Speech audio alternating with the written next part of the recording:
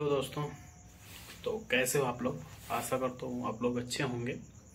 यह वीडियो है आप लोग के लिए ही, क्योंकि इस वीडियो के माध्यम से मैं आप लोगों को बताने वाला हूँ कि अगर आप डिफेंस लाइन में हैं, जैसे पैरामिलिट्री फोर्स में हैं, जैसे बीएसएफ, सीआरपीएफ, सीआईएसएफ, एसएसबी, और आपका ट्रेनिंग चल रहा है, अभी अभी ज्वाइनिंग हुए हैं, तो आप लोग को उतना नॉलेज नहीं रहेगा कि ट्रेनिंग सेंटर में अगर तबीयत खराब हो जाता है तो क्या होता है। आपको घर भेज दिया जाता है कि क्या होता है प्रोसीजर उसको दिखाने का, कहाँ कहाँ दिखा सकते हैं और कितना टाइम के बाद आपको कितना दिन तक मतलब तबीयत खराब होने के बाद आपको रेलीगेट कर दिया जाएगा, मतलब आपको वहाँ से नेक्स्ट बैच के लिए रेलीगेट कर दिया जाएगा।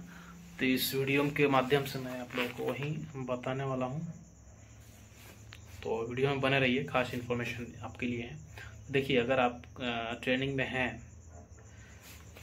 तो पैरामिलिट्री फोर्स में आपको 21 दिन से ज़्यादा अगर आप बीमार रहते हैं तो आपको रेलीगेट कर दिया जाता है नेक्स्ट बैच के लिए।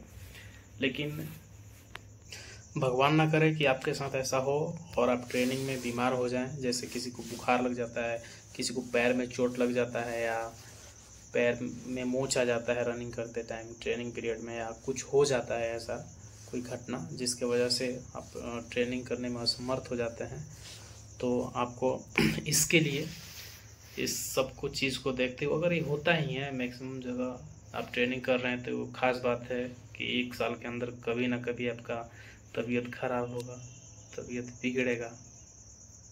ये केवल आप लोगों के साथ ही नहीं, ये हमारे साथ भी ऐसा ही होता है, हमारा भी तबीयत खराब होता है। आदमी है तो बिल्कुल सी बात है कि भाई तबीयत खराब होगा ही। तो आपको करना क्या है, तो इसके लिए आपको ट्रेनिंग पीरियड में 20 दिन का समय दिया जाता है। अगर 20 दिन से ज़्यादा आप बीमार रहते हो, तो सिक रहते हो, तो आपको नेक्स्ट बैच के लिए रेलीगेट कर दिया जाएगा। मतलब रेलीगेट का मतलब हो गया कि आप इस बैच में ट्रेनिंग नहीं करोगे, आपको अगले बैच में ट्रेनिंग कराया जाएगा। उस आपके कंडीशन के ऊपर डिपेंड करता है। खैर, वहाँ कोशिश किया जाता है कि इस बैच में ही आपको ट्रेनिंग कराया जाए, लेकिन ऐसा होता नहीं है। अगर ज़्यादा दिन आप सीख लेते हो, बीमार रहते हो, तो आपको नेक्स्ट बैच में डाल दिया जाता है। तो देखिए क्या होता है, अगर आपका तबीयत खराब चल रहा है तो ज़्यादा घबराने की और डरने की आवश्यकता नहीं है। आपको क्या करना है, अगर आपका तबीयत खराब, बुखार लग रहा है या पैर में बहुत ज़्यादा दर्द हो रहा है, तो सबसे पहले आप हॉस्पिटल जाइए। हर एक ट्रेनिंग सेंटर में उसके अंदर हॉस्पिटल होता है, वहाँ पे जाकर आप लोग दिखाइए। तो इसके लिए सबसे पहले आपका जो कंपनी का सीएचएम होगा, सीएचएम को बताइए कि सर मैं ट्रेनिंग नहीं करने में असमर्थ हूँ, मतलब ट्रेनिंग करने में असमर्थ हूँ, मेरे को ये तकलीफ़ है, फीवर आ रहा है या बहुत ज़्यादा पैरों में पेन हो रहा है, तो मैं नहीं कर सकता ट्रेनिंग, मुझे हॉस्पिटल जाना है। तो वो आपको हॉस्पिटल भेज देगा। एंट्री ऑफिस में एंट्री करा के आपको हॉस्पिटल भेज दिया जाएगा। वहाँ ट्रेनिंग सेंटर में, हर एक ट्रेनिंग सेंटर में जो हॉस्पिटल आता है ट्रेनिंग सेंटर का, अगर वहाँ ठीक नहीं होता, अगर वहाँ उस चीज़ का डॉक्टर अवेलेबल नहीं है, तो आपको बाहर भेज देता है, लिख कर रेफ़र कर देता है। तो एम्बुलेंस वगैरह या जो भी आपका उस दिन का ड्यूटी एनसीओ रहेगा, वो आपको लेकर जाता है और आपका बाहर से इलाज करा कर ले आता है। उसके अंडर में आप जाते हैं, अकेला भी छोड़ा जाता है आउट पास, तो वहाँ से आप इलाज करा सकते हैं। और जहाँ पे आउट पास नहीं है, वहाँ का ही प्रोसीजर है, आपका एनसी ड्यूटी एनसी जो भी रहेगा वो आपको आउट पास देगा और आपका वो ख्याल रखेगा आप क्या कर रहे हो, बाहर कौन सी आपकी बीमारी है, आप कहाँ गए दिखाने के लिए, कौन से हॉस्पिटल में जा रहे हो, सबका रिपोर्ट देना रहता है। तो इसमें आपका अगर पैरों में प्रॉब्लम हो जाता है, कोई भी तकलीफ हो जाता है, तो आपको सीएचएम को बताना है। सीएचएम आपको 100% हॉस्पिटल भेजेगा। हॉस्पिटल में जाइए आराम से।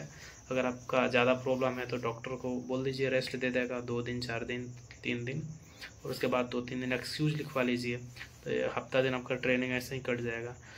जो 21 दिन मिलता है ना, सिक पीरियड 21 दिन, वो बहुत दिन रहता है। हम लोगों ने भी 10-15 तो ले ही लिए थे, तो कोई दिक्कत नहीं, वो रेस्ट का टाइम होता है। आप चाहे तो अपना ले सकते हैं, लेकिन मैं कहूँगा कि शुरू में आप लोग ना ले तो ही बेटर है, थोड़ा बचा वचा कर रखिए, क्योंकि आगे काम देता है। और ट्रेनिंग में भागते हैं, रनिंग करते हैं, तो आप लोग थोड़ा अपना शरीर को बचा कर ही कुछ काम कीजिए। पहले अपना सेफ्टी है, उसके बाद ही कुछ है, तो अपने सेफ्टी का ही ध्यान रखना है। ज़्यादा हीरो बनने की आवश्यकता नहीं है। नहीं तो शुरू शुरू में क्या होता है ना, जब रनिंग करते हैं तो जोश वोश रहता है, कुछ दिन बाद पैरों में पता है दर्द जब जगेगा ना तो जल्दी ठीक भी नहीं होगा। इसीलिए आप लोग रनिंग कीजिए, लेकिन थोड़ा थोड़ा शरीर को भी बचाइए। पूरा जोश के साथ नहीं ये शुरू शुरू में ये करना, धीरे धीरे जैसे जैसे ट्रेनिंग आपका बढ़ेगा उसके अकॉर्डिंग आपका शरीर ढल जाएगा। तभी आपका नए नए गए हैं ट्रेनिंग सेंटर में और उस लायक आपका शरीर ढला नहीं है, तो धीरे धीरे ढल जाएगा। आप उस माहौल में बन जाइएगा तो आपका शरीर भी साथ देगा।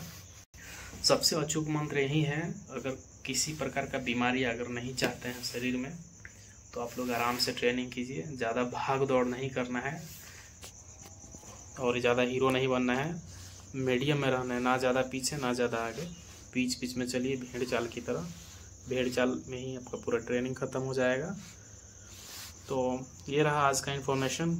अगर ट्रेनिंग सेंटर में कोई प्रॉब्लम है तो आप लोग बेझिझक मुझे कमेंट कीजिए क्या प्रॉब्लम है आपको।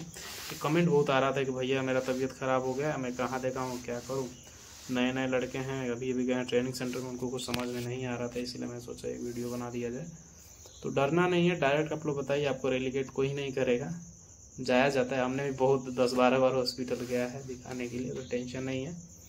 रेस्ट दे देगा तो ट्रेनिंग वगैरह आपसे नहीं करवाया जाएगा, आपका रेस्ट ही रहेगा जब तक आप फिटनेस नहीं ला के देते हैं। डॉक्टर लिख देता है तो किसी का पावर नहीं कि आपसे ट्रेनिंग करवा ले।